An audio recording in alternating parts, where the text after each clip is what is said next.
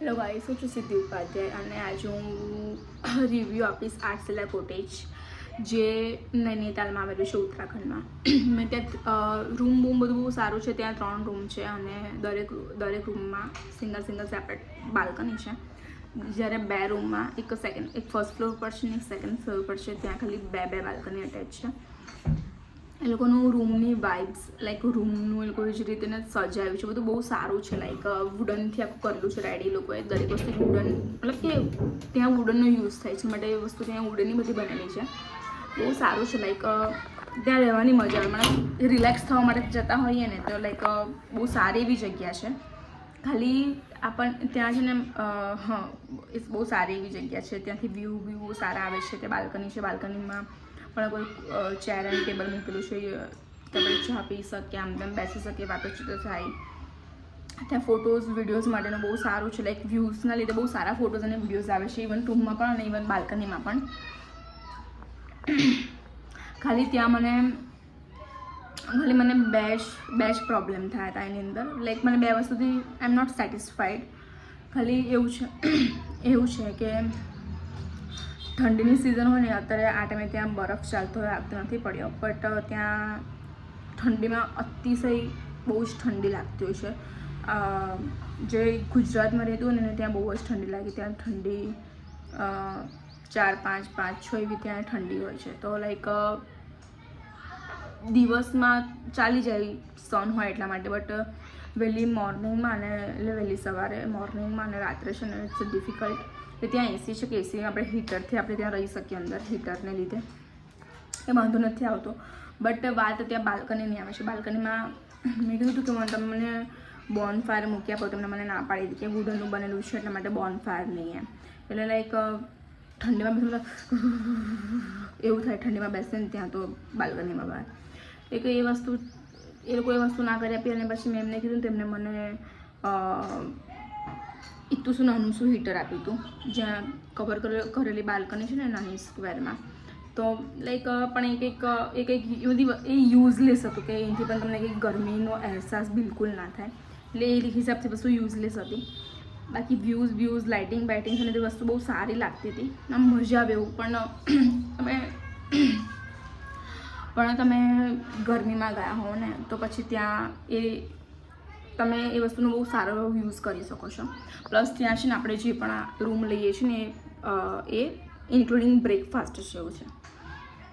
તો બ્રેકફાસ્ટમાં શું હોય છે કે ચા, બટાકા પૌવા, પોહે મીન્સ એટલે ચા, પોહે અને આલુ પરોઠા. હવે મેં ગઈ અને બીજા દિવસે મેં બ્રેકફાસ્ટ કર્યો તો એ જ હતું ચા, પોહે અને આલુ પરોઠા. એની પછીના દિવસ નેક્સ્ટ ડે પણ એ જ વસ્તુ હતી. તો આઈ થિંક મને એવું લાગ્યું કે પોહા તો અમને એ આગલા દિવસના જ ખાલી ગરમ કરીને આપી દીધા છે, કે ફ્રેશ વસ્તુ બનાવેલી નહોતી. તો લાઈક એ વસ્તુ મને ના ગમે કે લાઈક પૈસા આપીને પણ આપણને આ વસ્તુ નહીં મળતી બરાબર ને, તો એ વસ્તુ એ વર્થ ઇટ નથી યાર. એવું બાકી બધું રીતે બધું સારું છે કે આપણને ત્યાં હોય છે 2 માણસ જે તેમ 2 કેરટેકર છે કે લાઈક આપણે જે પણ આપણા પ્રોબ્લેમ્સ હોય તો આપણે એમને કહેવાય કે મને આ પ્રોબ્લેમ છે, એવું છે તેવું છે, તો આપણે એ તરત હેલ્પ કરે છે લોકો. એના વસ્તુ સારી છે એવું છે. અને ઇફ તમારે નૈનીતાલ લેક અને એની આજુબાજુનો વિસ્તાર ફરવો હોય ને તો તમારે એટલી બધી ઉપર રૂમ લેવાની કોઈ જરૂર નથી. એમ કે બહુ જ આમ રાઉન્ડમાં ઉપર ફરીને જવાનું છે. જેમાં 400 રૂપિયા ટેક્સીવાળા લે છે જવાના, 400 રૂપિયા આવવાના. અને 2 વ્હીલર હોય તો 200 લે છે. તો તમારે સિંગલ પર્સન હોય તો ઇટ્સ ઓકે, 200થી તમારું કામ ચાલી જશે. પણ if you are more than 1 તો તમારે ઓબ્વિયસ ટેક્સી કરવી જ પડશે, રાઈટ? એવું છે. અને એમ છે નૈનીતાલથી માર્કેટ છે ને, નૈનીતાલની લેકની બાજુમાં માર્કેટ છે. માર્કેટથી 1.3 કિલોમીટર બતાવે છે, પણ 1.3 કિલોમીટર ચઢવું અને ઉતરવું ઇટ્સ નોટ ઇઝી. તો અગર તમને ત્યાં ફરવું હોય તો તમે નૈનીતાલ લેકની આજુબાજુ જે હોટલો નીચેના એરિયામાં છે તો તમે એ વસ્તુ તો બહુ સારું રહેશે. તો મેં ફર્સ્ટ ટાઈમ ગઈ હતી એટલે મને એટલું ખ્યાલ નહોતું. મેં રિસર્ચ કર્યું તો મને એવું લાગ્યું કે ચાલ ના હોટલથી આટલું છે તો ઇઝીલી ચાલી શકાશે એમ, બટ ઇટ્સ નોટ ઇઝી. તો તમે નૈનીતાલ લેકની આજુબાજુ લેજો જેથી તમે માર્કેટ ફરી શકો. નૈનીતાલ લેક, નૈનાદેવી મંદિરે તમે બધું ઇઝીલી કવર કરી શકો. હા, ઓકે. તો બસ હા એવું. અને તમને રિલેક્સ માટે આમ ચીલ માટે જવું હોય ને તો ધીસ ઇઝ બેસ્ટ કે ચલો તમને વાંધો નહીં આવતો એવું. અને આપણે ફરીને આવ્યા હોય લાઈક એમાં છે ને જ્યારે આપણે હોટલમાં જઈએ છીએ ને બહુ બધા સ્ટેપ આમ ચડીને જાઉં છું ને તો હું જીમ કોર્બેટ સફારી જઈને આવી અને પછી આમ ચડવાનું થયું તો મને થયું કે ઓ બાપરે એટલા દાદરા ચડવાના છે નહીં ચડાવી મારાથી તો એવું થઈ ગયું હતું. અને પછી અંદરથી પાછું આપણે ઉપર ફર્સ્ટ ફ્લોરથી પછી સેકન્ડ ફ્લોર પર જવાનું, થાકી જવાય એવું છે.